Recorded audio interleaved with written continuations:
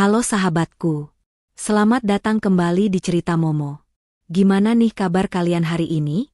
Semoga selalu sehat dan bahagia ya. Siap-siap, karena kali ini Momo akan mengajak kalian masuk ke dalam kisah yang benar-benar menguji emosi, bikin darah mendidih, tapi juga penuh dengan pembalasan yang manis. Judulnya aja udah bikin penasaran. Ketika aku kembali 3 hari lebih awal dari perjalanan bisnisku, kamar tidur, dapur dan kamar mandi rumah mewahku sedang dalam perbaikan.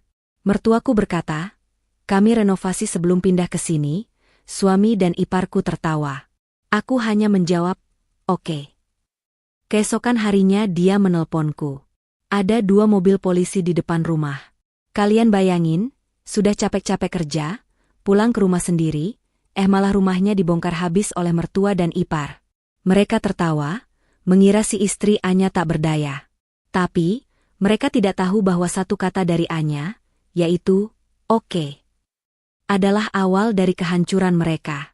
Pukul 00.30, selesai. Sebelum kita mulai, yuk bantu Momo dulu. Like video ini, subscribe channel Cerita Momo, dan jangan lupa nyalakan lonceng notifikasi biar gak ketinggalan episode-episode seru selanjutnya. Terakhir, wajib hukumnya nih. Komen di bawah dengan format, nama kalian, asal kota, dan ketik, hadir. Anya memijakan kaki di marmer dingin Bandara Internasional, napasnya lega. Setelah 2 minggu penuh negosiasi sengit di luar negeri, negosiasi yang berhasil menambahkan miliaran ke kas perusahaannya, ia hanya ingin satu hal, kehangatan kasur empuknya. Penerbangannya tiba 3 hari lebih awal dari jadwal yang ia berikan kepada suaminya, Andi, dan keluarga suaminya.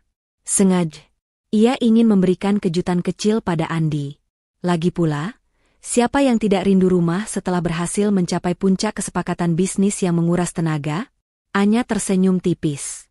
Ia sudah merencanakan untuk menghabiskan 3 hari ekstra ini hanya untuk dirinya sendiri, bermalas-malasan sambil menikmati ketenangan di rumah megah hasil kerja kerasnya, sebelum kembali berpura-pura menjadi istri sederhana yang suaminya pikir hanya bekerja sebagai manajer biasa di sebuah perusahaan kecil. Statusnya sebagai CEO perusahaan properti, Mega Konstruksi, adalah rahasia yang ia jaga erat. Rahasia itu adalah perisai sekaligus senjata andalannya. Ia menyewa mobil premium dari bandara, meminta sopir untuk bergegas karena ia sudah tak sabar. Saat mobil itu berbelok memasuki kompleks perumahan elit mereka, Anya merasakan kebanggaan yang familiar. Rumah itu, dengan arsitektur modern minimalis yang elegan, adalah monumen bisu atas keuletan dan kecerdasannya. Itu adalah rumah impian, dibeli dengan uangnya sendiri jauh sebelum ia menikah dengan Andi. Hanya saja, belakangan ini, ketenangan rumah itu sering terusik. Sejak ia memberikan izin tak terbatas kepada Bu Ratna, ibu mertuanya, dan Sinta, adik iparnya, untuk sering berkunjung, suasana rumah selalu terasa tegang. Mereka datang bukan sebagai tamu, melainkan sebagai penilai, selalu berkomentar tentang perabotan, cara Anya mengatur rumah, hingga menu makan malam. Mobil berhenti tepat di depan gerbang otomatis. Anya memasukkan kode, dan gerbang itu terbuka perlahan. Ia terkejut. Ada beberapa mobil pick-up kecil yang biasanya digunakan untuk mengangkut material konstruksi terparkir serampangan di halaman. Dahi Anya berkerut. Apakah Andi sedang memperbaiki sesuatu? Pikirnya, sedikit kesal karena ia tidak diberitahu. Pintu utama terbuka, dan alih-alih sambutan hangat, yang ia lihat adalah pemandangan yang membuat jantungnya mencelos sekaligus memicu kemarahan dingin yang jarang ia rasakan. Ruang tamu yang selama ini ia jaga kebersihannya kini tampak seperti gudang darurat. Sofa kulit mahalnya ditutupi terpal kotor. Lusinan kardus berisi perabotan, pajangan kristal, dan barang-barang pribadinya ditumpuk tak beraturan di sudut. Ada bau cat yang menyengat dan suara bising tukang yang berteriak-teriak. Pandangan Anya beralih ke bagian tengah rumah. Pemandangan itu lebih buruk. Pintu menuju kamar tidur utama, kamar yang seharusnya menjadi surga pribadinya, sudah tidak ada. Yang tersisa hanyalah lubang besar di dinding, dan di dalamnya, lantai parket kayu sudah dicongkel, menyisakan semen kasar. Di sisi lain, area dapur, yang baru saja ia upgrade dengan kitchen set impor, kini hancur lebur. Keramik lantai sudah dibongkar, wastafel marmer tergeletak miring, dan seluruh kabinet atas telah dirobohkan. Bahkan, dari celah yang terbuka, ia bisa melihat bahwa kamar mandi utamanya sudah tinggal rangka. Anya berdiri mematung di ambang pintu, koper mewahnya jatuh perlahan ke lantai. Ia tak bisa berkata-kata. Ini bukan perbaikan kecil. Ini adalah pembongkaran total yang dilakukan secara brutal. Tak lama kemudian, sebuah suara melengking memanggil, "Oh, lihat siapa yang pulang." Si manajer, yang kerjaannya jauh-jauh. "Kok, cepat sekali pulangnya." Itu Sinta, adik iparnya, yang keluar dari kamar tidur utama yang hancur, mengenakan t-shirt lusuh dan celana pendek. Ekspresinya bukan terkejut, melainkan penuh kesombongan yang menjengkelkan. Di belakangnya, muncul Bu Ratna, ibu mertua Anya, dengan sarung tangan kain dan clipboard di tangan, tampak seperti mandor proyek. "Anya, kamu sudah pulang?" tanya Bu Ratna, tetapi nadanya sama sekali tidak menunjukkan kegembiraan, malah sedikit jengkel karena rencana mereka ketahuan. "Kenapa kamu tidak bilang-bilang? Kamu mengganggu pekerjaan, tahu?" Anya menarik napas dalam, mencoba menenangkan badai yang berkecamuk di dadanya. "Mengganggu pekerjaan? Bu, ini rumah saya. Kamar tidur dan dapur saya dihancurkan. Apa yang sebenarnya terjadi di sini?" Suaranya terdengar datar, namun memiliki otoritas yang biasanya hanya ia gunakan di ruang rapat dewan direksi. Bu Ratna mendengus, menyilangkan tangannya. "Tidak usah berlebihan, Anya. Ini rumah anak saya, Andi, dan kami sedang merapikannya. Kami sedang melakukan renovasi besar-besaran." "Renovasi?" ulang Anya, matanya memicing menatap lantai yang sudah dicongkel. "Renovasi seperti apa yang tidak meminta izin pemilik rumah? Dan kenapa dibongkar sampai seperti ini? Kamar mandi dan dapur itu masih baru." Saat itulah Andi, suaminya, muncul dari arah ruang keluarga, sibuk berbicara dengan seorang tukang. Melihat Anya, ia berjalan mendekat dengan wajah yang tidak menunjukkan penyesalan sama sekali. Sebaliknya, ia terlihat bangga. "Oh, sayang. Sudah pulang?" sapa Andi, namun ia tidak mencium Anya, melainkan langsung merangkul pundak ibunya. "Tepat waktu. Kamu bisa melihat-lihat desain barunya." "Desain baru?" Anya mengangkat sebelah alis. "Andi, kamu tidak memberitahuku sama sekali. Dan kenapa renovasinya destruktif sekali?" Andi tertawa, tawa yang bagi Anya terdengar hampa dan meremehkan. "Ya, tentu saja. Renovasi total. Kami memutuskan bahwa desainmu terlalu kuno dan tidak sesuai dengan standar keluarga kami. Kami akan mengubah total kamar utama, memperbesar dapur, dan mengubah kamar mandi menjadi jacuzzi." Sinta menambahkan dengan nada meremehkan, "Iya, Kak Anya. Desainmu itu solestier. Rumah ini butuh sentuhan modern yang berkelas, yang bisa memamerkan kesuksesan Andi." Pernyataan Sinta itu adalah api kecil yang membakar sisa kesabaran Anya. Rumah ini adalah rumahnya, dibeli dengan kesuksesan yang jauh melebihi kesuksesan Andi sebagai manajer menengah. "Jadi, kamu menghancurkan propertiku, suamiku?" tanya Anya, menatap tajam ke mata Andi. Bu Ratna maju selangkah, kini wajahnya benar-benar menunjukkan arogansi. "Dengar baik-baik, Anya. Kami melakukan renovasi sebelum kami pindah ke sini." Kalimat itu diucapkan dengan penekanan yang jelas. "Kami akan tinggal di sini, dan rumah ini akan menjadi rumah yang layak bagi keluarga Andi. Rumah ini akan kita tata ulang sesuai selera kami. Kamu tidak perlu khawatir. Kamu masih boleh tinggal di kamar belakang yang lebih kecil." Sinta terkikik. "Iya, Kak Anya. Setidaknya kamar belakang itu masih utuh. Kami renovasi yang paling penting dulu. Kalau nanti ada uang lebih, baru deh kamar belakangmu kami perbaiki." Andi mengangguk setuju. "Betul, Anya. Kamu terima saja. Anggap saja ini kejutan. Kamu akan menyukai rumah barumu nanti." Ia dan Sinta bertatapan, lalu tertawa bersama-sama, tawa yang penuh kemenangan dan penghinaan. Mereka yakin Anya, sebagai istri yang selama ini selalu patuh dan menghindari konflik, akan menerima keputusan sepihak ini. Mereka yakin Anya tidak punya pilihan. Anya merasakan tenggorokannya tercekat. Penghinaan ini terlalu jauh. Mereka tidak hanya merusak rumahnya, tetapi juga merampas haknya, dan yang paling menyakitkan, Andi berdiri di pihak mereka, menertawakannya. Di mata mereka, Ia hanyalah seorang manajer biasa yang beruntung menikah dengan Andi, dan rumah ini secara de facto adalah milik keluarga Andi. Mereka tidak tahu bahwa setiap kawat, setiap bata, setiap marmer di rumah ini adalah miliknya, hasil dari keringat seorang CEO yang jauh lebih kaya dan berkuasa dari yang pernah mereka bayangkan. Selama sepersekian detik, Anya ingin berteriak, mengeluarkan sertifikat rumah, dan memanggil keamanan untuk mengusir mereka semua. Namun, rencana yang lebih besar dan lebih kejam tiba-tiba terbentuk di benaknya. Jika ia berteriak sekarang, mereka hanya akan menyesal sesaat dan memohon. Tapi jika ia membiarkan mereka merasa menang, pembalasannya akan jauh lebih menyakitkan. Ia menarik napas terakhir, membiarkan kemarahan dingin itu membeku menjadi tekad.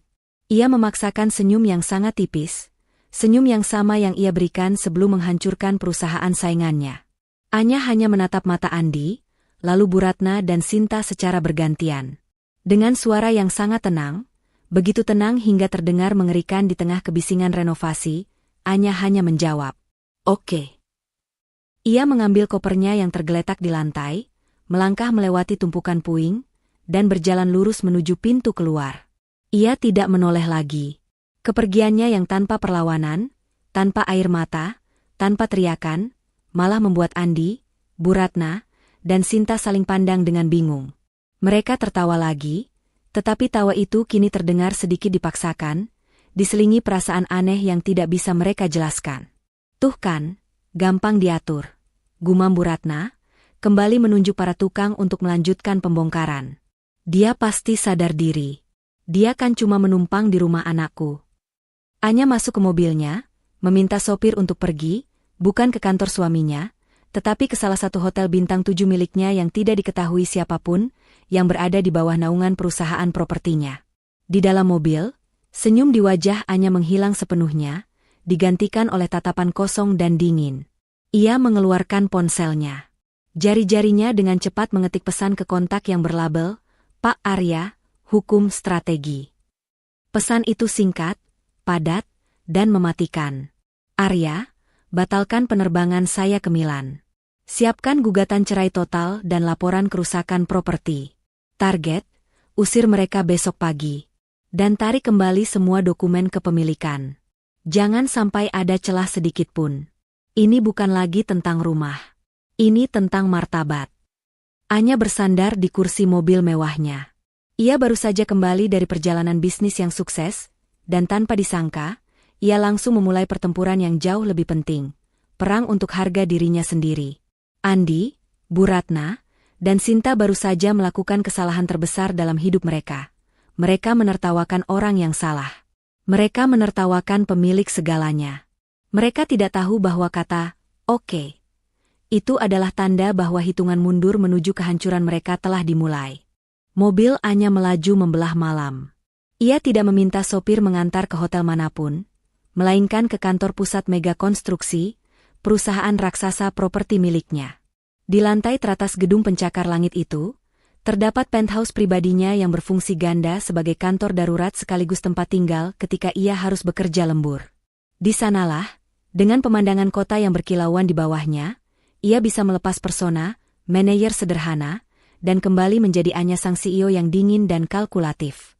Saat pintu lift terbuka, Pak Arya, pengacara utamanya yang juga merupakan tangan kanan kepercayaannya, sudah berdiri menunggu. Pria parubaya dengan tatapan tajam dan setelan jas yang selalu rapi itu, adalah satu-satunya orang di luar dewan direksi yang mengetahui status ganda Anya, dan juga orang yang tahu persis detail kepemilikan aset Anya, termasuk rumah mewah tempat Andi dan keluarganya kini berulah. "Selamat datang kembali, Nyonya," sapa Pak Arya, nadanya formal namun mengandung kehangatan. Ia bisa melihat kilatan api di mata Anya. "Saya sudah menerima pesan Anda. Kecepatan dan nada pesan Anda menunjukkan ini lebih dari sekadar sengketa keluarga biasa." Anya melempar tas tangannya ke sofa kulit, membiarkan tubuhnya ambruk di kursi kerjanya yang ergonomis. "Ini adalah penghinaan, Arya. Mereka merusak properti atas dasar keserakahan dan arogansi. Dan yang paling menyakitkan, Andi berdiri di sana, menertawakan saya, mendukung ibunya, Bu Ratna, dan adiknya, Sinta, menghancurkan apa yang saya bangun. Mereka berpikir saya tidak punya pilihan, berpikir rumah itu adalah hasil keringatnya. Mereka lupa, saya adalah pemilik sah, dan rumah itu dibeli dengan uang saya jauh sebelum kami menikah. Saya sudah memverifikasi, Nyonya. Semua dokumen masih sempurna. Rumah itu 100% milik pribadi Anda, ujar Pak Arya sambil menyerahkan map kulit tebal berisi salinan sertifikat rumah, akta notaris, dan yang paling penting, perjanjian sewa-menyewa yang dibuat setahun setelah pernikahan mereka.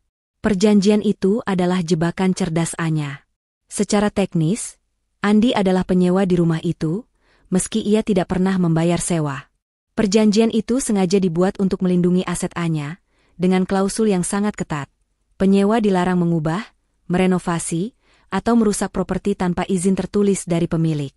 Pelanggaran klausul ini, ditambah dengan kerusakan signifikan yang mereka lakukan, sudah cukup untuk membatalkan perjanjian dan melakukan pengusiran paksa. Baik, kata Anya, mengambil napas panjang, matanya kini memancarkan strategi. Ini rencana kita. Pertama, kita tidak akan mengajukan gugatan cerai dulu. Itu akan membuat mereka panik dan mungkin kabur. Kita fokus pada properti. Maksud Anda? Tanya Pak Arya, siap mencatat. Kita tunjukkan kepada mereka bahwa, oke, saya bukanlah persetujuan, melainkan ancaman. Besok pagi, tepat pukul 10, saya ingin mereka menerima 2 dokumen. 1. Surat peringatan hukum resmi yang isinya, segera hentikan semua renovasi, permintaan ganti rugi atas kerusakan properti yang telah terjadi, dan perintah untuk meninggalkan rumah dalam waktu 24 jam karena telah melanggar perjanjian sewa-menyewa. Tekankan pasal tentang merusak properti tanpa izin tertulis. Lalu yang kedua, Anya tersenyum tipis, senyum yang jarang dilihat orang, senyum seorang predator. Yang kedua, hubungi kantor polisi di distrik mereka. Laporkan secara anonim adanya kerusakan properti ilegal dan sengketa lahan yang berpotensi menimbulkan kerusuhan. Jangan sebut nama saya, gunakan saja nama perusahaan properti yang sedang meninjau asetnya. Kita perlu penegak hukum yang bertindak sebagai pihak netral untuk mengamankan aset, Arya. Kita akan gunakan polisi untuk mengusir mereka, bukan hanya surat pengacara. Pak Arya terdiam sejenak, mengagumi kecerdasan kejam bosnya. Strategi yang brilian, Nyonya. Mereka akan menganggap surat saya hanya gertakan, tetapi kehadiran polisi akan mengubah segalanya menjadi krisis nyata. Tepat sekali. Andi pasti akan mengabaikan surat peringatan dari pengacara yang ia anggap remeh. Tapi ia tidak akan bisa mengabaikan kedatangan polisi. Begitu kerusuhan ini pecah, dan polisi mengamankan properti, baru kita masukkan gugatan cerai total dan tarik semua aset yang pernah saya berikan kepadanya. Saya ingin mereka jatuh secepat kilat, Arya. Dari puncak kesombongan, langsung ke dasar jurang penyesalan. Pak Arya mengangguk. Saya akan pastikan semua dokumen siap dan terkirim tepat waktu. Petugas polisi akan menerima laporan jam 9 pagi, sehingga mereka tiba di lokasi sebelum makan siang. Malam itu, Anya tidak tidur. Ia menghabiskan waktu dengan Pak Arya, menyusun daftar aset yang akan ditarik, mulai dari mobil yang ia belikan untuk Andi, hingga kartu kredit tambahan yang selama ini ia gunakan untuk memanjakan Bu Ratna dan Sinta. Ia ingin memastikan pembalasan ini total dan tanpa ampun, sesuai dengan tingkat penghinaan yang ia terima. Sementara itu, di rumah mewah yang tengah hancur, suasana hati Andi, Bu Ratna, dan Sinta sangat cerah. Mereka mengadakan rapat keluarga kecil di ruang keluarga yang berantakan, menikmati kemenangan kecil mereka.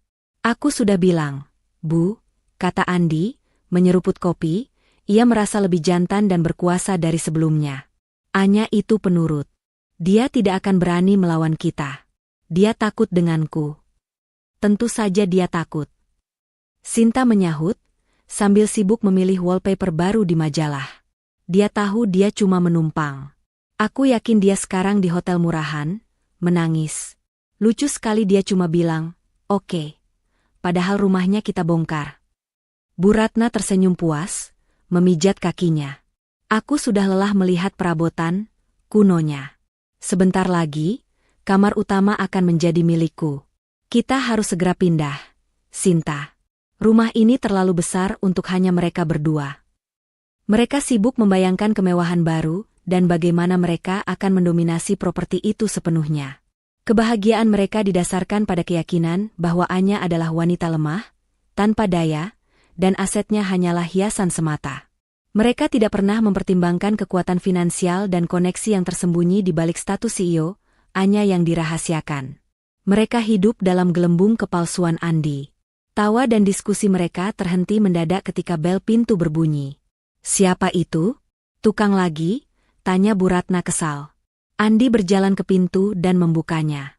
Di depannya berdiri seorang kurir resmi dengan amplop besar berlogo kantor hukum terkenal yang selama ini menangani kasus-kasus besar di kota itu. "Ini untuk Bapak Andi dan Nyonya Ratna. Harus ditandatangani." Andi merasa sedikit was-was, tetapi ia menandatangani. Begitu kurir itu pergi, ia merobek amplop itu dengan terburu-buru. Di dalamnya, tertera kop surat resmi dari kantor hukum Pak Arya. Andi membaca isinya. Wajahnya yang semula sombong mendadak berubah. Surat peringatan hukum resmi. Isi surat itu menuntut penghentian renovasi, permintaan ganti rugi miliaran rupiah atas kerusakan properti, dan yang paling membuat kakinya lemas, perintah pengosongan rumah dalam waktu 24 jam karena pelanggaran berat perjanjian sewa-menyewa yang melarang kerusakan properti tanpa izin tertulis pemilik. "Apa ini, Di?" Bu Ratna merenggut surat itu dari tangan anaknya. Ia membacanya dan wajahnya ikut memucat. "Gugatan? Ini pengacara siapa? Pengacara murahan mana yang berani mengancam kita?" "Ini bukan pengacara murahan, Bu," seru Andi, suaranya mulai bergetar. "Ini kantor hukum terbesar. Tapi bagaimana bisa ada perjanjian sewa-menyewa? Rumah ini kan harta bersama." Sinta, yang ikut membaca, panik. Ini semua gara-gara Anya. Pasti dia yang melakukannya. Dia mencoba balas dendam. Kenapa dia tidak berteriak saja kemarin? Andi mencoba menenangkan diri. Ia adalah seorang manajer. Ia tahu tentang hukum. "Tenang. Ini hanya gertakan. Surat peringatan itu tidak berarti apa-apa sebelum ada putusan pengadilan. Kita teruskan renovasinya. Sampai rumah ini selesai, dia tidak akan bisa mengusir kita. Dia pasti panik dan menyewa pengacara untuk menakut-nakuti." Mereka mencoba meyakinkan diri bahwa ancaman itu hanya kertas kosong, sebuah upaya putus asa dari Anya.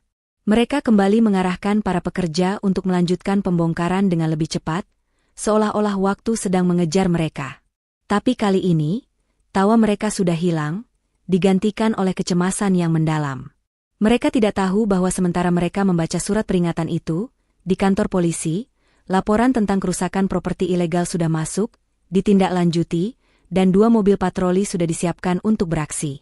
Jaring Anya sudah terbentang, dan mereka telah melangkah masuk tanpa sadar. Malam itu di rumah mewah itu terasa tegang, jauh dari suasana ceria penuh tawa seperti hari sebelumnya. Surat peringatan hukum yang diserahkan oleh kurir itu telah bertindak seperti racun yang merusak kegembiraan Andi, Bu Ratna, dan Sinta.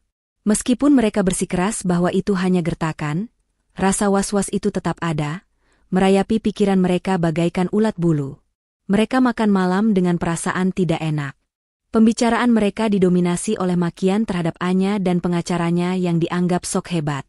"Anya pasti gila," gerutu Bu Ratna sambil menyendok nasi ke piringnya. "Dia itu harusnya bersyukur suaminya adalah manajer hebat sepertimu, Andi.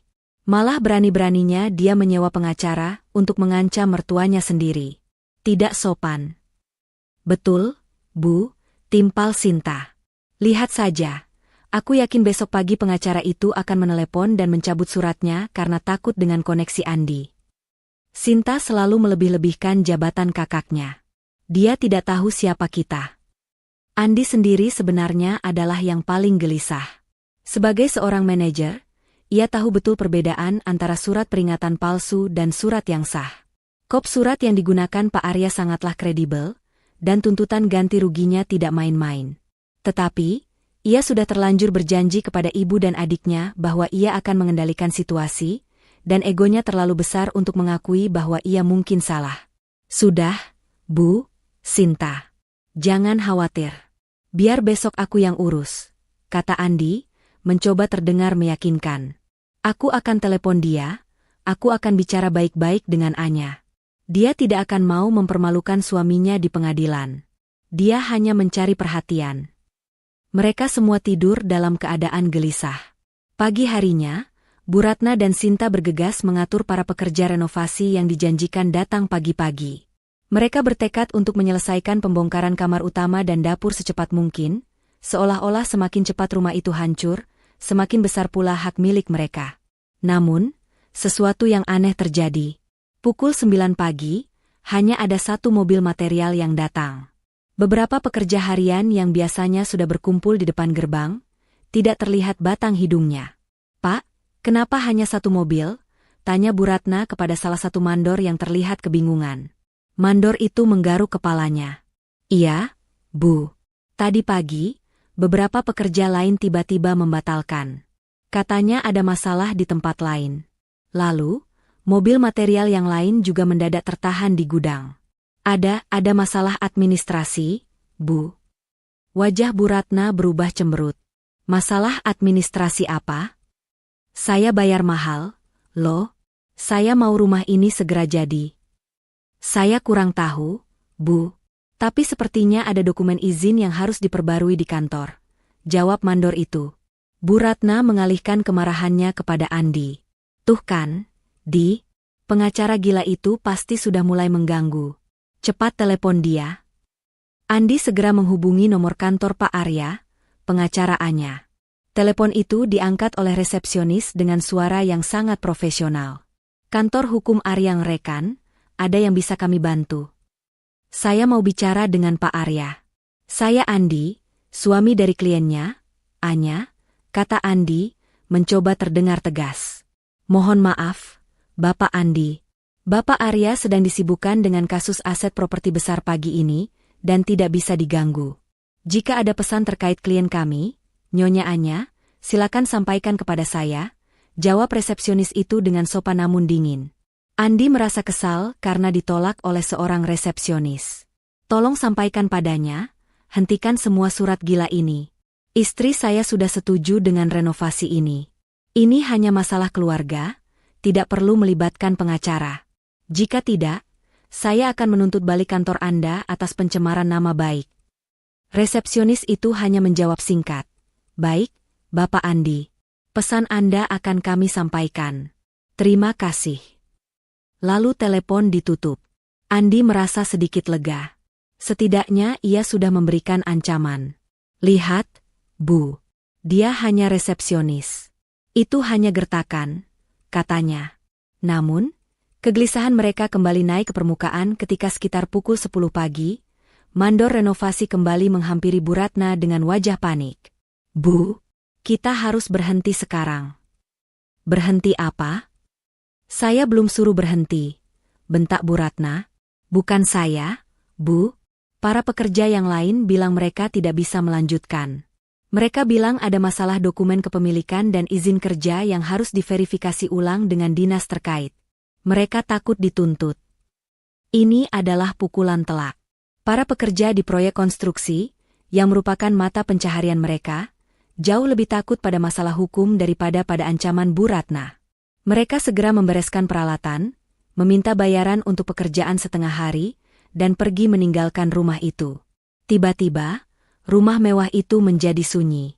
Hanya tersisa puing-puing, material yang berceceran, dan 3 anggota keluarga yang dilanda kebingungan. "Ini pasti perbuatan Anya," teriak Sinta, menendang tumpukan sisa kayu. "Dia pasti menggunakan koneksinya yang entah dari mana untuk menghambat pekerjaan. Bagaimana bisa dia punya koneksi ke dinas properti?" Andi mulai berkeringat dingin. Surat peringatan dari Pak Arya di kantor hukum besar, ditambah dengan pembatalan mendadak dari para pekerja karena masalah dokumen kepemilikan. Ini bukan lagi gertakan. Ini adalah manuver yang terencana dan efektif. Ia tahu, di dunia bisnis, menghentikan rantai pasokan dan izin adalah cara paling kejam untuk melumpuhkan proyek. "Kita harus cepat, Di. Kita harus ubah strategi," desak Bu Ratna. "Cepat telepon Anya. Minta dia kembali. Bilang padanya bahwa kita akan bicara baik-baik. Jangan sampai dia membuat masalah besar." Andi meraih ponselnya, tangannya gemetar. Ia mencoba menelepon Anya berkali-kali, tetapi panggilannya tidak dijawab. Ia mengirim pesan, memohon Anya untuk kembali, bahkan berjanji akan menyuruh Bu Ratna dan Sinta meminta maaf. Tidak ada balasan. Andi, Bu Ratna, dan Sinta menghabiskan sisa siang itu dalam keputusasaan yang meningkat. Mereka mencoba menghubungi kenalan-kenalan Andi di kantor, mencoba mencari tahu apakah ada laporan properti bermasalah di alamat rumah mereka, tetapi hasilnya nihil. Anya dan Pak Arya telah bertindak dengan sangat rapi dan senyap. Mereka hanya duduk di ruang keluarga yang berantakan, dikelilingi oleh bukti fisik keserakahan mereka, lantai yang dicongkel, dinding yang berlubang yang kini terasa seperti jebakan. Malam datang, membawa kegelisahan yang lebih dalam. Keesokan paginya, suasana sudah seperti di pemakaman. Tidak ada lagi tawa sombong, hanya ada wajah-wajah murung dan mata bengkak karena kurang tidur. Mereka bahkan tidak bisa menyiapkan sarapan dengan baik, karena dapur mereka sudah menjadi puing. Pukul 9:30 pagi, saat Andi sedang berjalan mondar-mandir di ruang tamu, mencoba menelepon salah satu rekan kerjanya untuk mencari solusi, tiba-tiba Bu Ratna berteriak dari jendela depan. "Andi, cepat lihat. Ada mobil di depan." Andi berlari ke jendela. Ia melihat mobil hitam berukuran besar berhenti di depan gerbang otomatis rumah mereka. Bukan mobil kurir, bukan mobil tukang, melainkan mobil yang tidak terduga. Itu mobil polisi, Ada dua, kata Sinta, suaranya tercekat. Wajahnya langsung pucat pasi. Dua unit mobil patroli polisi berwarna biru putih benar-benar terparkir di depan gerbang. Dua petugas berseragam resmi keluar dari mobil, lalu berjalan mendekat ke pagar. Mereka menekan bel. Jantung Andi berdebar kencang, memukul-mukul rusuknya dengan keras. Seluruh tubuhnya mendadak terasa dingin. "Polisi? Kenapa polisi datang ke rumahku?" Andi segera meraih ponselnya dan dengan tangan gemetar, ia menelepon nomor Anya yang tersimpan di kontak pribadinya. Kali ini, keajaiban terjadi. Panggilan itu tersambung. Anya, yang sedang menyesap teh hangat di penthouse-nya sambil melihat laporan keuangan, mengangkat telepon dengan santai. "Halo, Andi," suara Anya terdengar tenang, kontras dengan deru napas Andi yang terengah-engah. "Anya, kamu di mana? Cepat kembali ke rumah. Ada polisi di depan rumah," teriak Andi, suaranya histeris. Ia tidak lagi peduli dengan egonya, ia hanya ingin krisis ini berakhir. Anya menyandarkan punggungnya di kursi. Ia tahu ini adalah puncaknya. Ia tersenyum, bukan senyum lembut, melainkan senyum puas. "Polisi? Ada apa?" tanya Anya pura-pura tidak tahu. "Aku tidak tahu. Mereka ada di depan gerbang. Mereka bilang ada laporan kerusakan properti dan sengketa lahan. Ada dua mobil polisi di depan rumah. Mereka pasti tahu tentang renovasi ini, Anya. Ini pasti perbuatanmu. Cepat, batalkan mereka. Aku mohon, Anya. Aku tidak mau ditangkap." Anya menyesap tehnya lagi, menikmati kepanikan suaminya yang sudah mencapai titik didih. Inilah yang ia inginkan, kejatuhan yang keras dan menyakitkan. "Oh, begitu? Polisi ya?" Anya menyimpulkan. "Baiklah, Andi, aku akan ke sana." Andi merasa lega sesaat. "Terima kasih, sayang. Aku tahu kamu tidak akan tega melihat suamimu dipermalukan." "Tunggu, Andi," sela Anya, nadanya kembali dingin. "Aku akan ke sana, bukan untuk membatalkan mereka, tapi untuk memastikan mereka menjalankan tugasnya dengan baik, mengamankan asetku yang kalian hancurkan." Keputusan Anya untuk datang ke rumah, bukan sebagai penyelamat melainkan sebagai penuntut, terasa seperti sambaran petir di telinga Andi. Panggilan telepon terputus, meninggalkan Andi, Bu Ratna, dan Sinta dalam kepanikan yang mutlak di tengah ruang tamu yang penuh puing. Di luar, bel gerbang terus berbunyi, diiringi suara ketukan petugas polisi yang tegas. Bu Ratna mondar-mandir, mencengkeram tangan Andi dengan erat. Cepat temui mereka. Bilang ini hanya salah paham. Bilang kamu adalah manajer. Kita tidak bisa membiarkan mereka masuk rumah yang berantakan begini. Itu akan mempermalukan kita." Suara Bu Ratna bergetar, lapisan kesombongannya kini terkikis habis oleh ketakutan terhadap otoritas. "Aku takut, Bu. Bagaimana kalau mereka menahan kita? Ini kan tindak pidana, merusak properti." Sinta mulai menangis, menyadari bahwa permainan mereka telah berakhir menjadi ancaman hukum. Andi memejamkan mata, mengumpulkan sisa-sisa keberaniannya. Sebagai suami dari pemilik rumah, setidaknya ia harus menghadapi situasi ini. Ia berjalan perlahan ke gerbang, menekan tombol interkom dengan tangan yang berkeringat. "Ya, ada apa, Pak?" "Saya pemilik rumah ini," kata Andi, mencoba terdengar tenang. Suara petugas polisi terdengar melalui speaker dengan nada resmi. "Kami menerima laporan adanya tindakan pengerusakan properti dan sengketa lahan di alamat ini.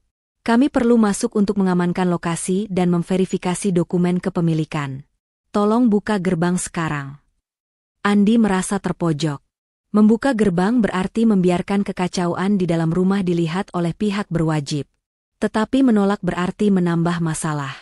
Dengan hati yang menciut, ia menekan tombol pembuka gerbang. Dua petugas polisi, seorang senior dan seorang junior, masuk dengan langkah tegap. Begitu melihat kondisi ruang tamu yang dipenuhi barang-barang berantakan, dan pemandangan kamar tidur serta dapur yang hancur di belakang, wajah mereka menunjukkan ekspresi serius. Mereka segera menyebar, mengambil foto-foto kondisi properti dengan ponsel dinas mereka. "Siapa yang bertanggung jawab atas pengerusakan ini?" tanya petugas senior itu, tatapannya beralih dari puing-puing ke wajah tegang Andi. "Kami, Pak. Saya Andi, dan ini ibu saya, Bu Ratna, dan adik saya, Sinta," jawab Andi terbata-bata. "Tapi ini bukan pengerusakan. Ini renovasi. Kami sedang merenovasi rumah ini agar lebih bagus. Istri saya sudah tahu." "Apakah istri Anda memberikan izin tertulis untuk renovasi sebesar ini?" tanya petugas junior, fokus pada tumpukan keramik yang dibongkar dari dapur. Andi terdiam. Izin tertulis? Ia bahkan tidak pernah melihat perjanjian sewa-menyewa yang dibuat Anya. Dia setuju, Pak. Dia hanya bilang, "Oke." Saat perdebatan tegang itu berlangsung, sebuah mobil sedan hitam mewah, berkilauan di bawah sinar matahari pagi, berhenti tepat di depan gerbang. Dari dalamnya, keluar dua sosok yang membuat mata Andi, Bu Ratna, dan Sinta melebar. Yang pertama adalah Anya, mengenakan blazer elegan berwarna gelap, rambutnya tertata rapi, dan wajahnya menampilkan ekspresi dingin yang penuh tekad, jauh berbeda dari Anya yang mereka hina kemarin. Di sebelahnya, berdiri Pak Arya, pengacara berwibawa yang surat peringatannya baru semalam mereka remehkan. "Selamat pagi, Pak Polisi," sapa Pak Arya dengan suara lantang dan profesional, segera menarik perhatian semua orang. Andi menatap istrinya dengan tatapan memohon, berharap Anya akan melunak. Tapi Anya bahkan tidak meliriknya. Ia berjalan lurus, memandangi puing-puing di kamarnya sendiri seolah-olah sedang mengamati bangkai tikus. "Perkenalkan, saya Arya, dari kantor hukum Arya Rekan. Saya adalah kuasa hukum dari pemilik sah properti ini, Nyonya Anya," kata Pak Arya, sambil menyerahkan kartu nama dan beberapa dokumen tebal kepada petugas senior. Petugas senior itu memeriksa dokumen-dokumen itu dengan cermat.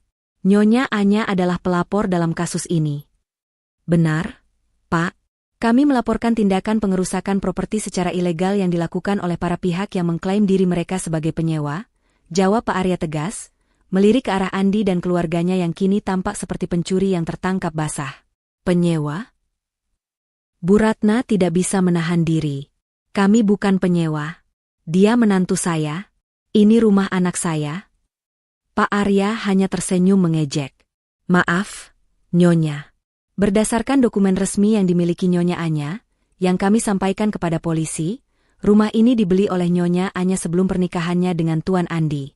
Dan setelah pernikahan, Tuan Andi secara resmi menjadi penyewa di properti ini, sesuai dengan perjanjian sewa-menyewa yang ditandatangani kedua belah pihak." Andi merasa pusing. Perjanjian sewa-menyewa? Ia tiba-tiba teringat saat pernikahan, Anya pernah memintanya menandatangani berkas tebal yang ia sebut sebagai dokumen pranikah dan asuransi properti, yang harus ia tandatangani demi kenyamanan bersama. Karena terlalu sibuk dengan persiapan pernikahan dan merasa superior, Andi tidak membaca detailnya dan langsung menandatangani. "Itu pasti perjanjian itu." Petugas senior mengangguk kepada Pak Arya. "Dokumen ini sah. Sertifikat kepemilikan atas nama Nyonya Anya." Ada klausul jelas tentang larangan merusak atau mengubah struktur bangunan tanpa izin pemilik. Tindakan para pihak ini jelas melanggar hukum. Lalu, giliran Anya berbicara. Ia melangkah maju, sorot matanya lurus menusuk Andi. Andi, Bu Ratna, Sinta, suaranya tenang, namun setiap kata terasa seperti palu godam. Saya bertanya kemarin, apa yang terjadi? Ibu Ratna menjawab, kami renovasi sebelum kami pindah ke sini. Kalian bertiga menertawakan saya, mengira saya akan menangis dan pasrah. Kalian pikir saya hanyalah manajer biasa yang tidak tahu apa-apa tentang hukum properti.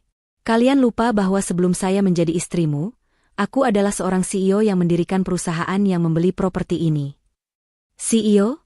Teriak Andi, Bu Ratna, dan Sinta serempak. Mereka saling pandang dengan ekspresi antara tidak percaya dan ketakutan yang mendalam. Kebohongan yang selama ini mereka yakini sebagai kebenaran, bahwa Anya adalah wanita dengan pekerjaan biasa yang beruntung mendapatkan Andi, hancur berkeping-keping. Ya, CEO perusahaan properti, Mega Konstruksi, jelas Anya, suaranya naik 1 oktav, penuh otoritas. Rumah ini, yang kalian hancurkan, adalah salah satu aset pribadi terbaik saya. Dibeli jauh sebelum saya mengenal kalian.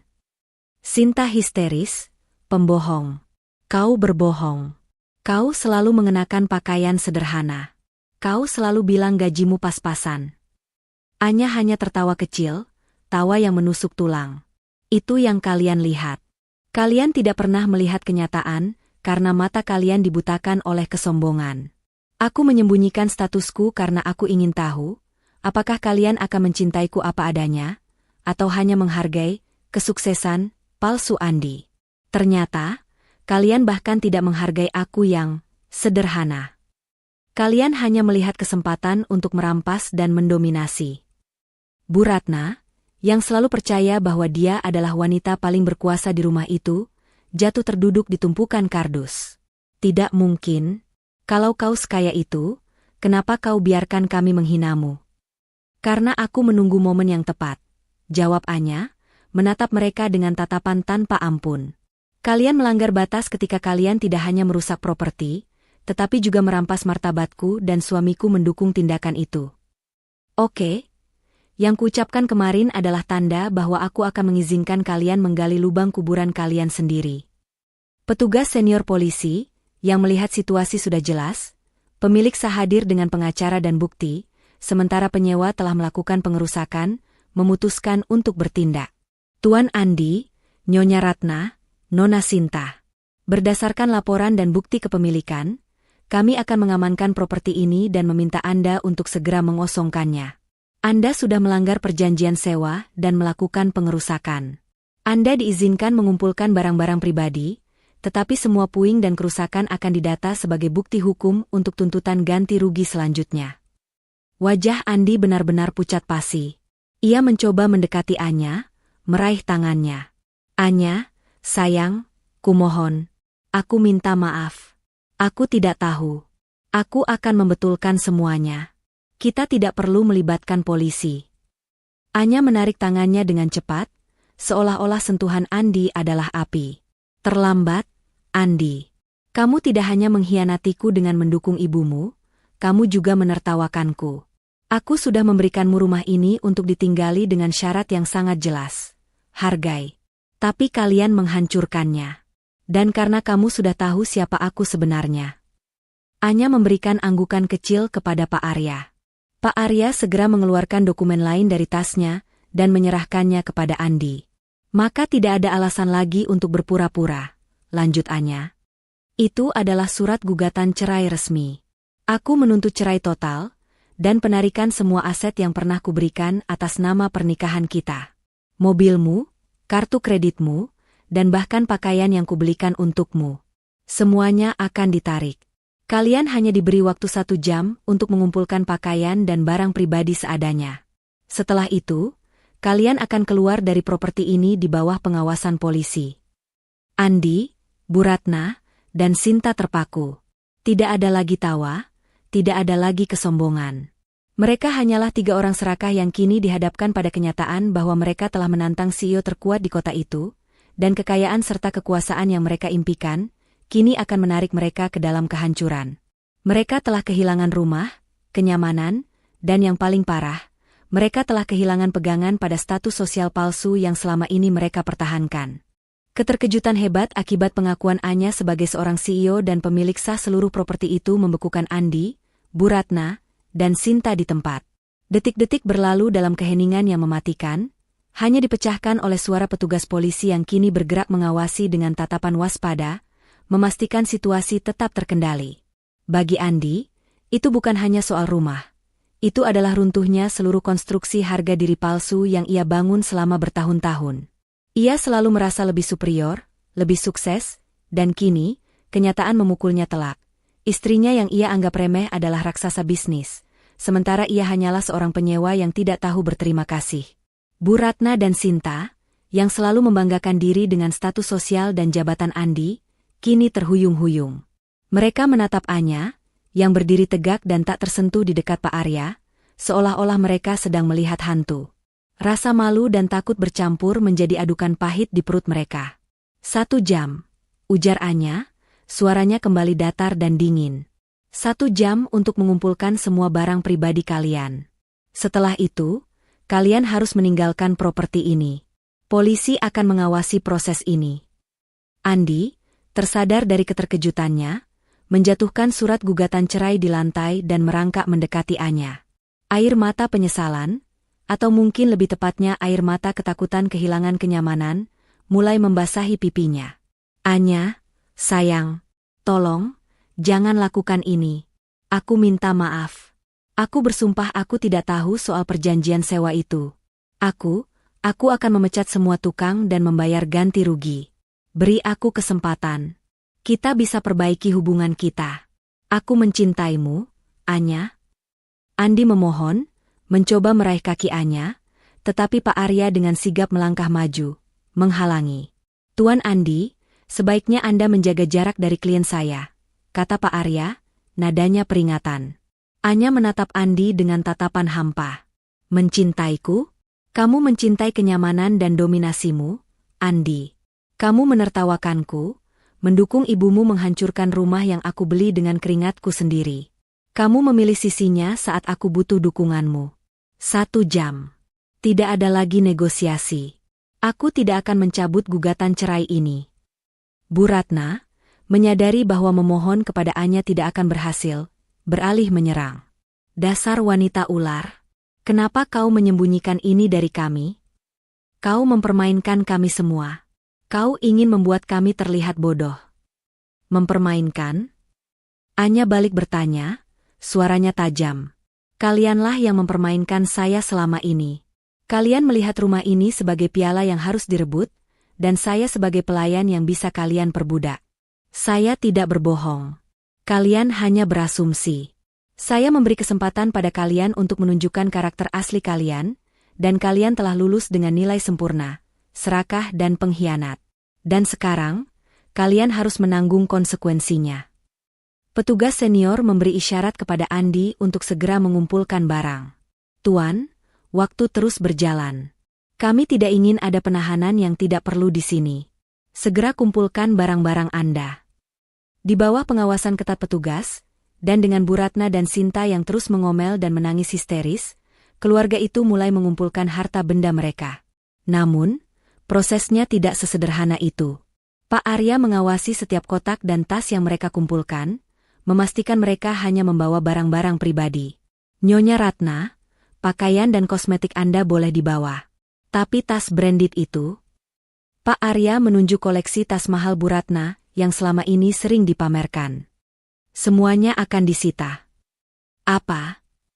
Itu tasku. Aku yang membelinya, teriak Bu Ratna, matanya melotot.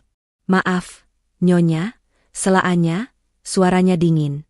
Semua pembelian mahal yang kalian lakukan sejak pernikahan, baik itu mobil, perhiasan, maupun barang fashion mewah, dibayar dari kartu kredit tambahan yang terhubung dengan akun perusahaan saya. Itu semua adalah aset perusahaan yang saya berikan pinjaman kepada Andi. Dengan gugatan cerai ini, semua pinjaman itu akan ditarik. Hanya barang pribadi seadanya yang boleh kalian bawa. Koleksi perhiasan Sinta yang selama ini ia banggakan, jam tangan mewah Andi, hingga televisi layar datar terbaru yang baru mereka beli, semuanya harus ditinggalkan di rumah itu sebagai bagian dari aset yang ditarik atau sebagai ganti rugi atas kerusakan properti. Andi mencoba menyelamatkan dokumen-dokumen pentingnya sebagai manajer, tetapi ia tersentak ketika melihat Pak Arya mengambil kunci mobil sport yang ia pikir ia miliki. Tuan Andi, kunci mobil ini harus Anda serahkan kepada saya. Mobil ini adalah aset perusahaan Mega Konstruksi atas nama Nyonya Anya, yang dipinjamkan kepada Anda selama pernikahan. Perjanjian pinjaman akan dicabut segera, kata Pak Arya, mengambil kunci itu tanpa ekspresi. Andi merasa dunianya runtuh. Ia tidak punya uang, tidak punya rumah, dan sekarang, bahkan tidak punya transportasi dan pakaian mewah yang selama ini menjadi simbol statusnya. Ia kini menjadi pria yang benar-benar tidak punya apa-apa. Waktu 1 jam terasa singkat.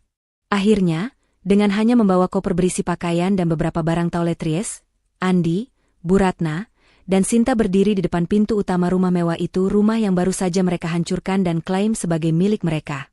Anya berjalan ke ambang pintu. Ia menatap mereka untuk terakhir kalinya.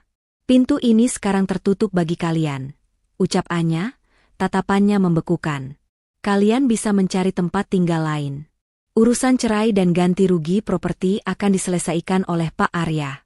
Nikmati saja sisa hidup kalian dengan menanggung penyesalan atas keserakahan kalian. Bu Ratna, dalam sisa-sisa kesadaran dan kemarahannya, mencoba menampar Anya, tetapi dengan refleks yang cepat, Anya menahan tangan mertuanya di udara. Jangan pernah sentuh saya, ancam Anya. Jika Anda melakukan kekerasan, Anda akan berakhir di kantor polisi, bukan hanya diusir. Hormati proses hukum. Bu Ratna hanya bisa menangis tertahan, menarik tangannya. 2 petugas polisi mengawal Andi, Bu Ratna, dan Sinta keluar dari gerbang rumah itu. Mereka diusir layaknya pencuri, dengan barang bawaan seadanya. Tetangga-tetangga di kompleks elit itu, yang sedari tadi menonton dari balik jendela, kini mulai keluar, berbisik-bisik dan menatap keluarga itu dengan campuran rasa ingin tahu dan penghinaan. Lihat, itu Andi dan ibunya. Kenapa ada polisi? Rumahnya dibongkar, lalu mereka diusir. Aku dengar mereka merusak rumah istrinya. Ternyata istrinya yang CEO itu. Bisikan-bisikan itu, yang dengan mudah didengar oleh Andi dan keluarganya, terasa lebih menyakitkan daripada pukulan. Reputasi Andi, yang selama ini ia jaga dengan penuh kepalsuan, kini hancur berkeping-keping. Andi, Bu Ratna, dan Sinta berdiri di pinggir jalan, bingung harus kemana. Mereka tidak punya uang tunai yang cukup untuk menyewa hotel yang layak, kartu kredit mereka sudah diblokir. Mereka mencoba menghubungi teman-teman mereka, tetapi tidak ada yang berani menanggapi karena takut terlibat masalah hukum dengan kantor Pak Arya, atau Anya si CEO yang tiba-tiba muncul. Sementara itu, di dalam rumah, Anya menghela napas panjang. Beban berat di pundaknya terangkat. Pak Arya mendekat. Semua selesai, Nyonya. Mereka sudah pergi. Para petugas akan meninggalkan laporan dan menjamin rumah ini aman. Saya akan segera memanggil tim konstruksi terpercaya Anda untuk melakukan estimasi ganti rugi dan memulai perbaikan. Terima kasih, Arya, kata Anya. Ia memandang kamar tidur utamanya yang berlubang dan dapur yang hancur. Ini adalah akhir dari babak pernikahan yang memuakkan ini. Pastikan proses cerai berjalan cepat dan bersih. Aku tidak ingin melihat wajah mereka lagi. Aku ingin mereka menanggung semua kerugian yang mereka sebabkan, sampai tuntas. Anya berjalan menuju kamar mandi di lantai bawah yang masih utuh. Ia mencuci wajahnya. Di cermin, ia melihat pantulan seorang wanita kuat yang baru saja mengambil kembali kendali atas hidupnya, propertinya, dan martabatnya. Kehangatan rumahnya memang telah hancur, tetapi ia tahu, kehancuran itu akan segera diperbaiki, dan dari puing-puing itu akan tumbuh awal yang baru, jauh lebih kuat dan damai. Di luar, Andi, Bu Ratna, dan Sinta berdiri di bawah terik matahari, baru menyadari bahwa kemiskinan dan penyesalan adalah konsekuensi langsung dari satu kata yang mereka tertawakan, oke. Setelah pengusiran yang memalukan itu, kehidupan Andi, Bu Ratna, dan Sinta berubah 180 derajat. Dari tinggal di rumah mewah dan berlimpah kemudahan, mereka terpaksa menempati sebuah rumah kontrakan sempit dan kumuh di pinggiran kota. Mereka tidak hanya kehilangan tempat tinggal, tetapi juga status sosial, mobil, dan semua kemewahan yang selama ini menopang keangkuhan mereka. Semuanya ditarik kembali oleh Anya melalui Pak Arya. Tekanan ekonomi menghantam mereka dengan keras. Tabungan Andi tidak seberapa jika dibandingkan dengan gaya hidup boros yang ia pamerkan selama ini, dan Bu Ratna serta Sinta tidak punya penghasilan sama sekali. Andi juga mulai menghadapi masalah di kantornya. Isu pengusiran yang melibatkan polisi dan pengacara terkenal itu dengan cepat menyebar di kalangan rekan-rekan bisnisnya. Reputasinya sebagai manajer yang stabil dan dipercaya hancur, digantikan oleh citra serakah dan tidak etis. Puncak dari krisis ini tiba dalam bentuk panggilan sidang pertama gugatan cerai dan tuntutan ganti rugi properti. Andi, yang kini menyewa pengacara kelas 2 dengan biaya seadanya, berharap bisa mencapai kesepakatan damai dengan Anya. Pagi itu, di ruang sidang yang dingin dan formal, Andi duduk dengan gelisah di samping pengacaranya. Bu Ratna dan Sinta juga hadir. Wajah mereka tampak kuyu dan penuh ketakutan, jauh dari penampilan angkuh mereka sebelumnya. Mereka masih berharap keajaiban akan terjadi, bahwa Anya akan melunak di hadapan umum. Pintu ruang sidang terbuka, dan Anya masuk. Ia tidak datang sendiri. Diapit oleh Pak Arya dan seorang asisten hukum lainnya, Anya tampak bersinar. Ia mengenakan setelan bisnis yang sempurna, memancarkan aura kekuasaan yang membuat semua orang di ruangan itu menoleh.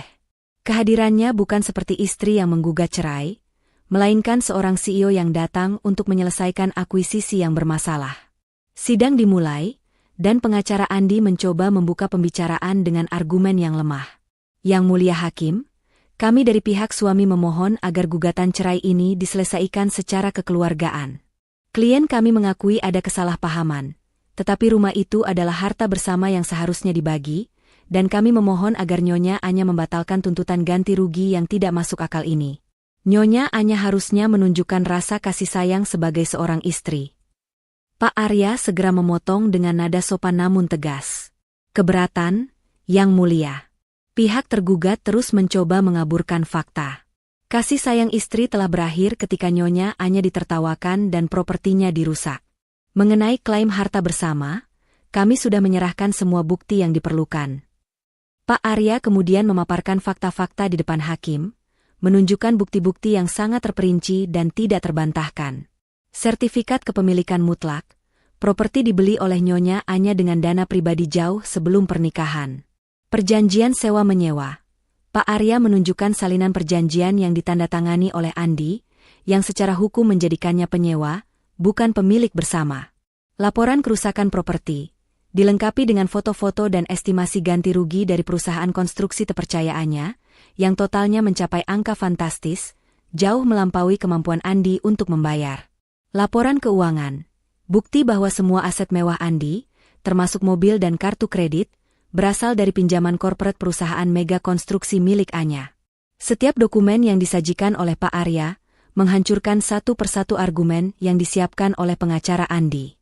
Fakta bahwa Andi telah menandatangani perjanjian sewa, serta fakta bahwa ia menggunakan kartu kredit perusahaan tanpa sepengetahuan status pemiliknya, membuatnya berada dalam posisi yang sangat lemah. Saat jeda sidang, Bu Ratna, yang sudah tidak bisa menahan emosinya, mendekati Anya di koridor. Anya, kau jahat sekali. Kau ingin menghancurkan hidup anakku. Kami sudah miskin. Kau tidak punya hati. Kami mohon, cabut tuntutan ganti rugi itu. Kami tidak mampu membayarnya. Bu Ratna merengek, wajahnya penuh air mata dan penyesalan yang terlambat. Anya menoleh, tatapannya dingin. Aku tidak jahat, Bu. Aku hanya berlaku adil. Kalian mengambil rumah saya dan menghancurkannya. Kerusakan itu nyata. Jika kalian ingin tahu siapa yang tidak punya hati, ingatlah saat kalian menertawakanku, Bu, saat kalian berencana mengusirku dari rumahku sendiri. Aku sudah memberikan kalian kesempatan untuk tinggal dengan damai. Kalian yang memilih perang. Andi menghampiri, mencoba membujuk Anya. Anya, aku janji aku akan berubah. Aku akan mencarikan rumah baru untuk kita. Aku akan bekerja keras. Jangan buat aku kehilangan segalanya. Beri aku kesempatan kedua. Anya hanya menggeleng, kekecewaan mendalam terpancar dari matanya. Aku sudah memberimu kesempatan. Selama bertahun-tahun aku diam, berharap kamu akan menghargaiku, bukan asetku. Tapi ketika kamu menertawakan kehancuran propertiku dan mendukung ibumu, itu menunjukkan bahwa kamu tidak pantas mendapat kesempatan lagi, Andi. Kamu tidak menyesali perbuatanmu, kamu hanya menyesali konsekuensinya. Sidang dilanjutkan, dan klimaks dari bab 6 terjadi ketika hakim membacakan keputusan sela. Berdasarkan bukti-bukti yang diajukan oleh pihak penggugat, Nyonya Anya, majelis hakim menyatakan bahwa klaim harta bersama pihak tergugat, Tuan Andi, tidak memiliki dasar hukum yang kuat, mengingat rumah ini dibeli sebelum pernikahan dan adanya perjanjian sewa-menyewa yang mengikat. Mengenai tuntutan ganti rugi atas kerusakan properti, majelis hakim melihat ada cukup bukti pengerusakan. Oleh karena itu, majelis memutuskan. Napas Andi tercekat. Bu Ratna mencengkeram lengan Sinta erat-erat. Gugatan cerai akan dilanjutkan tanpa menghalangi proses penarikan aset korporat yang telah dipinjamkan kepada Tuan Andi. Dan yang paling penting, Tuan Andi, Nyonya Ratna, dan Nona Sinta diwajibkan untuk membayar ganti rugi sementara sebesar 50% dari total estimasi kerusakan, yang harus dibayarkan dalam waktu 30 hari, sambil menunggu keputusan akhir pengadilan. Keputusan itu adalah pukulan telak. Diwajibkan membayar ganti rugi yang besar dalam waktu singkat, sementara mereka bahkan tidak punya uang untuk sewa bulanan. Pengacara Andi berbisik kepadanya, bahwa ganti rugi ini adalah cara pengadilan untuk menekan mereka agar segera menyelesaikan kasus ini di luar pengadilan, atau menghadapi kebangkrutan total. Andi menoleh ke arah Anya, yang kini menatapnya dengan pandangan dingin. Ia menyadari, ini bukanlah pertarungan hukum, melainkan eksekusi yang direncanakan dengan sempurna. Anya tidak hanya ingin cerai, ia ingin memastikan mereka benar-benar merasakan kerugian dari setiap tawa dan penghinaan yang mereka lontarkan.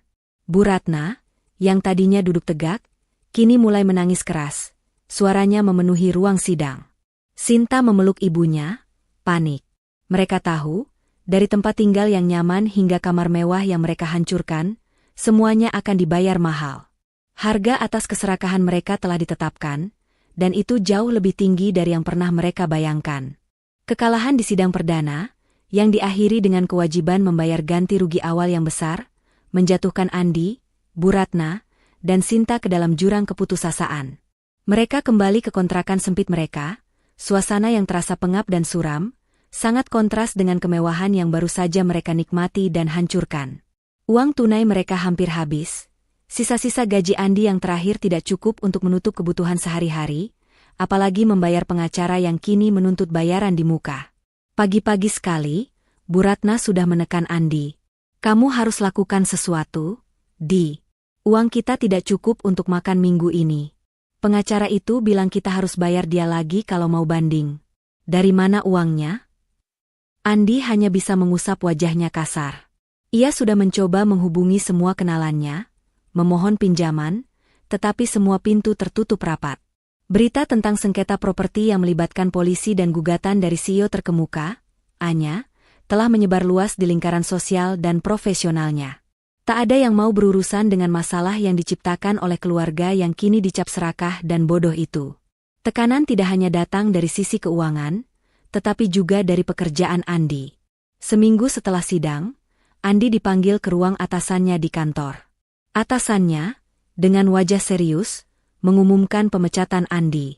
Saya minta maaf, Andi, keputusan ini berat. Tapi reputasi Anda, yang terseret dalam kasus properti besar dan gugatan hukum, telah merusak citra perusahaan. Kami tidak bisa membiarkan manajer kami terlibat dalam skandal pribadi yang begitu meresahkan. Kami harus melepaskan Anda.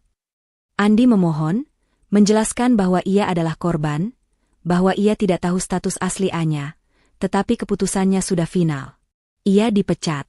Tanpa pesangon yang berarti, karena semua tunjangan dan insentifnya selama ini didasarkan pada performa, yang terbukti anjlok akibat fokusnya pada masalah rumah tangga. Ia pulang ke kontrakan dengan membawa kotak kardus berisi barang-barang pribadinya, tubuhnya terasa dingin. Ia kini benar-benar pengangguran, tanpa aset, dan terlilit hutang ganti rugi miliaran rupiah.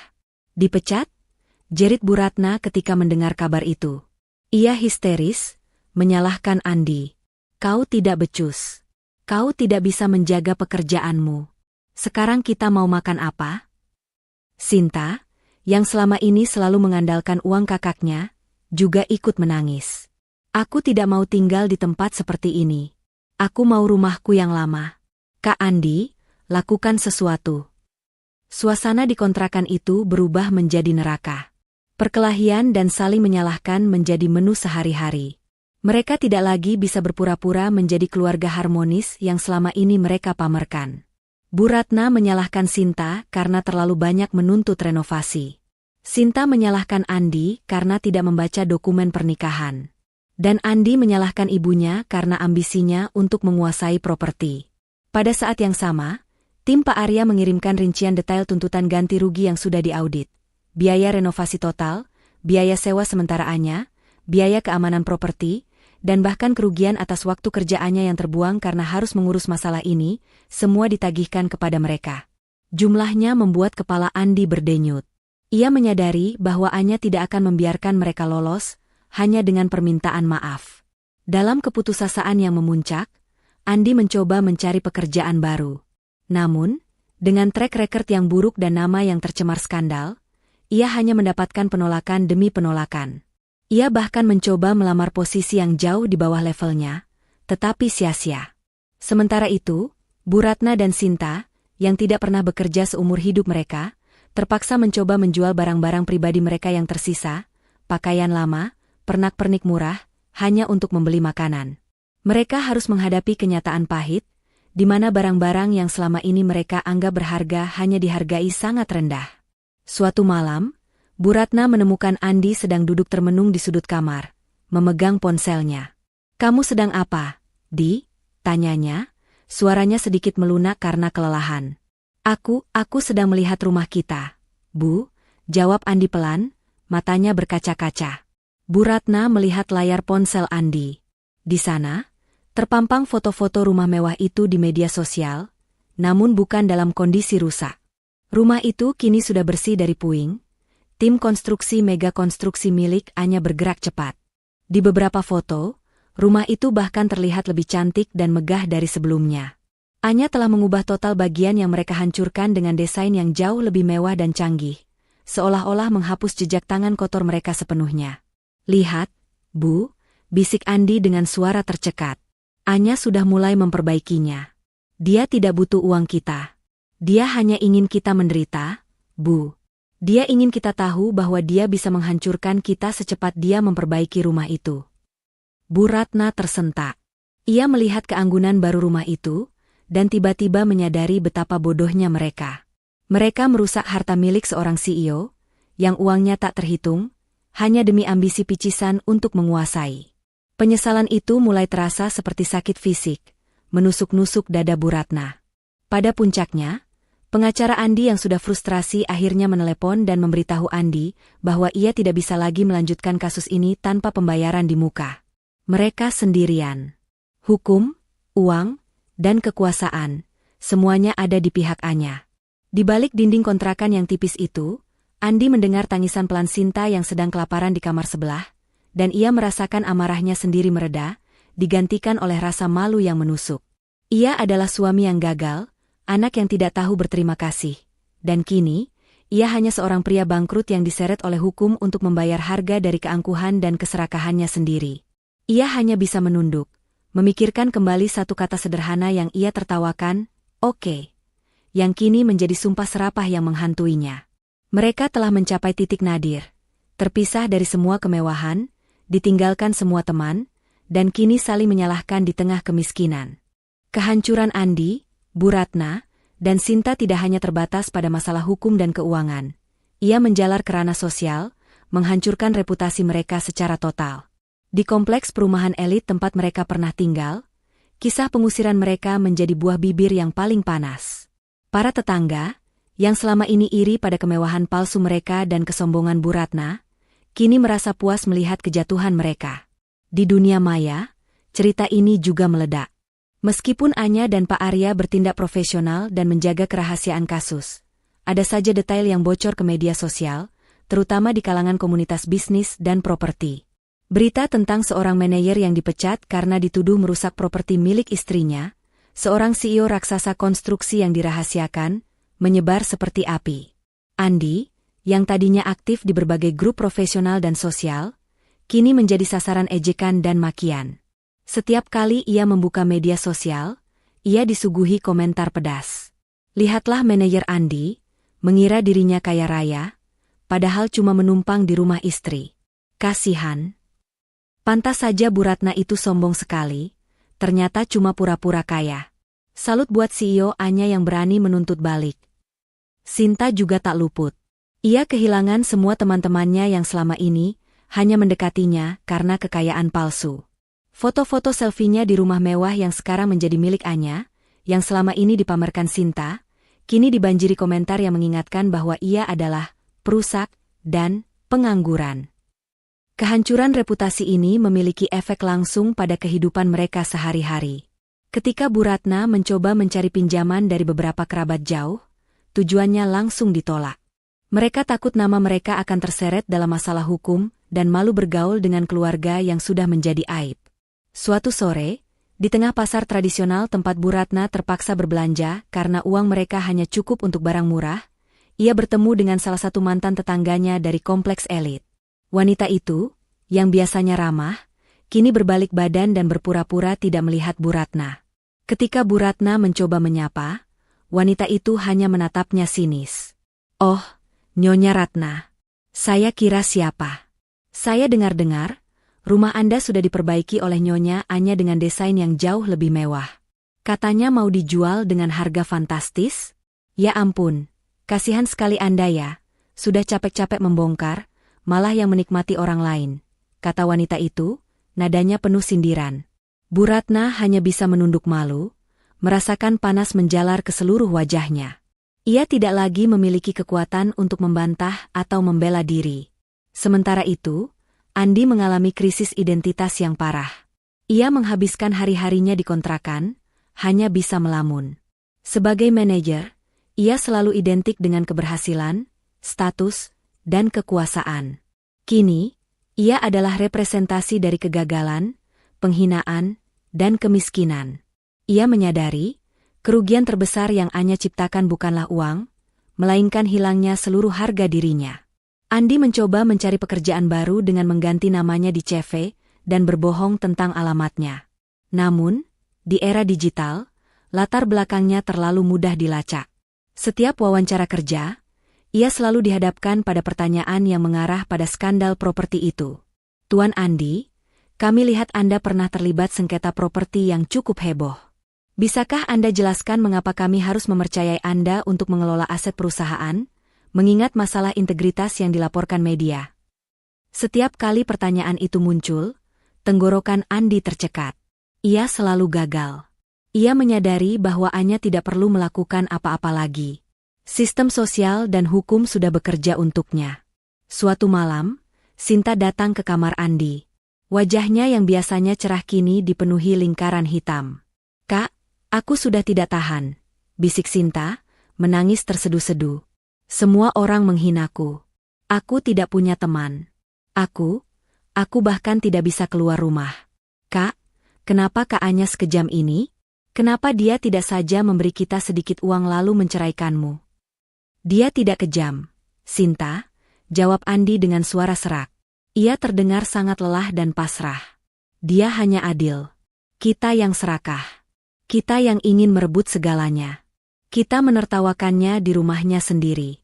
Kita menghancurkan apa yang ia cintai. Dia tidak melakukan apa-apa kecuali mengajukan gugatan dan melaporkan kejahatan kita. Dia hanya membiarkan hukum dan konsekuensi sosial berjalan." Andi memejamkan mata. Ia akhirnya menerima kebenaran pahit itu. Oke. Yang diucapkan Anya adalah persetujuan untuk melancarkan pembalasan yang paling sempurna. Pembalasan yang membuat mereka tidak hanya kehilangan uang dan rumah, tetapi juga kehilangan tempat mereka di masyarakat. Mereka kini hanyalah aib, hantu dari kemewahan yang pernah mereka klaim. Bu Ratna yang diam-diam mendengarkan percakapan itu dari balik pintu, merasakan hatinya hancur. Ia tidak hanya menghancurkan kehidupan anaknya, tetapi juga harga diri cucunya. Ia menangisi nasibnya, menyadari bahwa penyesalan datang sangat terlambat, dan ia kini harus hidup dalam bayang-bayang seorang menantu yang ia remehkan, yang kini menjadi penghakim terkuat dalam hidupnya. Setelah berminggu-minggu didera kemiskinan dan isolasi sosial, Andi mencapai titik patah. Ia tidak hanya kehilangan aset, tetapi juga segala prospek masa depan. Keputusannya dipecat telah menjadi permanen, dan ia tidak memiliki cara untuk membayar ganti rugi besar yang dituntut Anya. Di sisi lain, Bu Ratna dan Sinta jatuh sakit akibat tekanan mental dan kurang gizi. Kondisi mereka yang memprihatinkan membuat Andi menyadari betapa parahnya keserakahan mereka telah menghancurkan segalanya. Suatu pagi, Andi memutuskan untuk mengambil langkah terakhir. Ia akan menemui Anya secara pribadi, bukan untuk memohon kembali, tetapi untuk menyerah total dan memohon belas kasihan demi ibu dan adiknya. Dengan pakaian terbaiknya yang tersisa, kemeja yang sudah mulai lusuh, Andi pergi ke kantor pusat Mega Konstruksi. Ia tahu, ia tidak akan diizinkan masuk ke ruang kerja Anya yang terletak di lantai teratas. Namun, ia berhasil mencegat Pak Arya di lobi yang ramai. "Pak Arya, tunggu. Saya harus bicara dengan Nyonya Anya. Ini penting, ini terakhir kalinya," pinta Andi, suaranya dipenuhi putus asa. Pak Arya menatap Andi. Di mata sang pengacara, Andi kini hanya terlihat seperti bayangan dari manajer sombong yang pernah ia temui. "Tuan Andi, semua komunikasi harus melalui jalur hukum. Nyonya Anya tidak punya urusan lagi dengan Anda di luar pengadilan. Tolong, Pak Arya. Ini bukan soal cerai atau ganti rugi. Saya sudah tidak punya apa-apa lagi. Saya hanya mohon, beritahu Nyonya Anya bahwa saya sudah menandatangani semua dokumen penyerahan hak. Saya akan memberikan apapun yang dia minta. Saya hanya ingin dia membatalkan tuntutan ganti rugi atas ibu dan adik saya. Mereka sakit, Pak. Mereka tidak bersalah seperti saya. Mohon Andi, harga dirinya kini benar-benar terbuang." Pak Arya melihat ketulusan dan keputusasaan dalam mata Andi. Ia mengangguk pelan. "Baik, tunggu di sini." Setelah beberapa saat, Pak Arya kembali. "Nyonya Anya setuju bertemu Anda, tetapi hanya 10 menit. Ikuti saya." Andi dibawa ke ruang konferensi mewah yang sunyi. Di ujung meja panjang itu, Anya sudah menunggu, ditemani oleh Pak Arya. Anya tidak menampakkan ekspresi apapun. Ia hanya menatap Andi dengan dingin. "10 menit, Andi. Katakan apa yang ingin kamu katakan," ujar Anya, nadanya kaku. Andi berdiri, tidak berani duduk. Ia merasa seperti terdakwa di depan dewan juri. "Anya, aku tahu kata maafku tidak akan cukup. Aku tidak datang untuk memohon kita rujuk. Aku datang untuk mengakui. Aku serakah. Aku bodoh karena tidak menghargaimu dan asetmu. Aku membiarkan keangkuhan ibu dan adikku menghancurkan pernikahan kita." Ia menarik napas dalam, air matanya mulai menggenang. "Aku sudah menandatangani semua dokumen cerai dan penyerahan aset. Ambil semua yang kamu mau. Mobil, uang, perhiasan, aku tidak peduli. Itu memang milikmu. Tapi aku mohon, Anya, tolong cabut tuntutan ganti rugi itu dari Bu Ratna dan Sinta. Mereka sudah kehilangan segalanya. Mereka sakit. Biarkan mereka saja yang membayar kesalahan kecil mereka. Jangan tuntut hutang yang tidak akan pernah bisa kami bayar seumur hidup." Anya mendengarkan dengan tenang. Keheningan terasa lama. Ini adalah pertama kalinya ia melihat Andi benar-benar hancur, bukan karena kemarahan, tetapi karena penyesalan yang mendalam. "Penyesalan yang terlambat," balas Anya, suaranya memantul di ruangan kosong. "Aku memberikan kata, oke, untuk memberi kalian pelajaran, Andi. Pelajaran bahwa keserakahan ada harganya." Anya memberi isyarat kepada Pak Arya, yang kemudian meletakkan 2 dokumen di depan Andi. Dokumen pertama, jelas Pak Arya, adalah keputusan akhir perceraian. "Tuan Andi, Anda resmi bercerai dengan Nyonya Anya, tanpa pembagian harta, karena semua aset adalah milik pribadi Nyonya Anya. Anda tidak memiliki kewajiban finansial apapun kepada Nyonya Anya selain pembayaran ganti rugi atas properti." Dokumen kedua, lanjut Pak Arya, adalah penyelesaian ganti rugi. Total ganti rugi yang harus Anda, Nyonya Ratna, dan Nona Sinta bayar adalah sejumlah total kerusakan properti, yaitu sebesar Rp miliar. Wajah Andi kembali memucat. "Aku tidak bisa membayarnya, Pak Arya. Aku sudah dipecat." Anya akhirnya berbicara, matanya menatap tajam ke mata Andi, memberikan pukulan terakhir yang emosional. Itu benar, Andi. Kalian harus membayar setiap rupiah dari kerusakan yang kalian sebabkan. Tapi, Anya menghela napas, nadanya sedikit melunak. Aku tidak akan membiarkan kalian menderita di penjara karena masalah sipil. Kalian sudah menderita di ranah sosial dan finansial. Jadi, aku akan memberikan keringanan. Maksudmu? Tanya Andi, jantungnya berdebar kencang. Aku akan membeli semua aset sisa yang kalian miliki, bahkan barang-barang kecil di kontrakan kalian yang tersisa, dan aku akan mencatat semua itu sebagai bagian dari pembayaran ganti rugi kalian. Sisanya? Anya memberikan senyum pahit, aku akan membayarnya sendiri kepada perusahaanku, atas namamu. Sebagai pinjaman terakhir dariku, untuk menutup hutang hukum kalian. Dengan satu syarat, kalian harus menandatangani pernyataan bahwa kalian tidak akan pernah lagi mengganggu hidup saya, tidak akan mengklaim aset apapun dari saya, dan akan menerima konsekuensi hukum ini secara mutlak.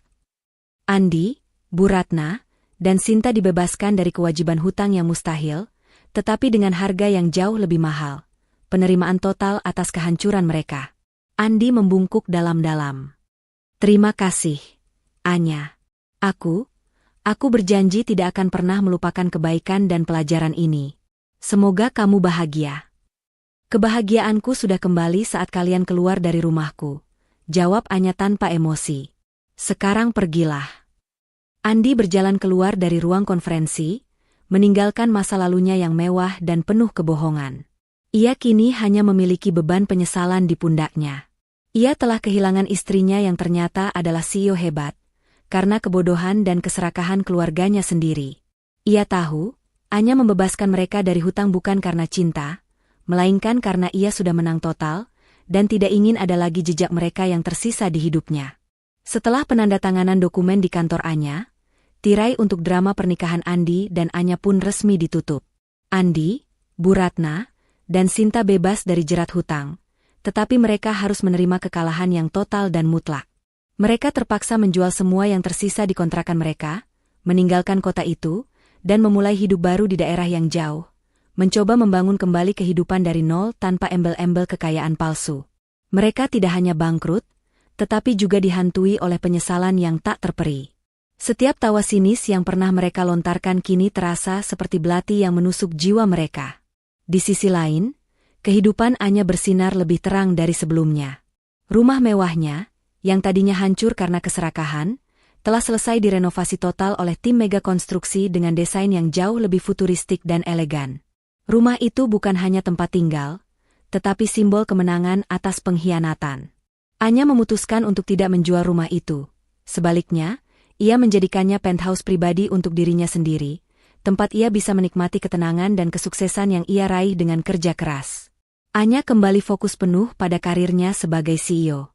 Kehebohan skandal perceraian itu, yang mengungkap identitas aslinya sebagai pemilik perusahaan, justru meningkatkan citra dan reputasi profesionalnya. Ia dipandang sebagai wanita kuat, cerdas, dan berintegritas yang berani berdiri tegak menghadapi ketidakadilan, seorang CEO yang tidak bisa ditipu atau diremehkan. Perusahaannya berkembang pesat, memenangkan proyek-proyek besar, dan Anya sendiri menjadi ikon inspiratif. Ia mendapatkan kebahagiaan sejati, bukan dari cinta yang salah, melainkan dari keberaniannya sendiri.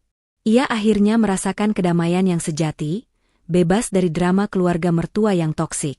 6 bulan kemudian, di sebuah rapat bisnis besar yang dihadiri oleh para developer properti, Anya berdiri di atas panggung, memberikan pidato pembukaan proyek terbaru mega konstruksi. Ia memancarkan karisma dan profesionalisme.